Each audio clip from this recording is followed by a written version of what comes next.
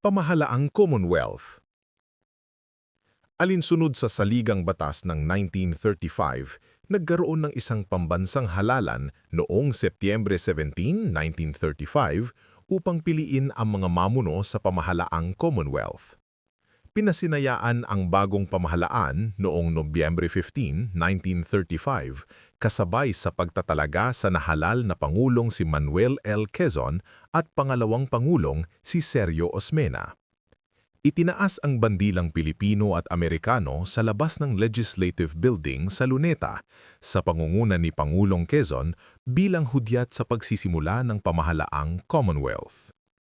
Layunin ng pamahalaang ito na sanayin ang mga Pilipino sa sariling pamamahala at gawing matatag ang sistemong pampolitika at mapaunlad ang kabuhayan ng bansa sa loob ng 10 taon. Bilang bagong Pangulo ng bansa, nagpatupad ng iba't ibang programa si Pangulong Manuel L. Quezon sa panahon ng kanyang panunungkulan sa kabila ng napakaraming mga suliraning kinakaharap ng kanyang administrasyon, lalo na sa larangan ng kapayapaan ng bansa. Ninais ni Pangulong Quezon na ang pamumuno ng bansa sa mga pagbabago sa politika, kabuhayan, lipunan at kultura bilang paghahanda sa ganap na kalayaan nito.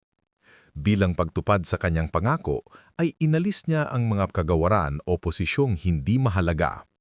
Nagtatag at nagdagdag siya ng mga bagong posisyong sa palagay niya ay kailangan para sa ikatatagumpay ng bagong pamahalaan.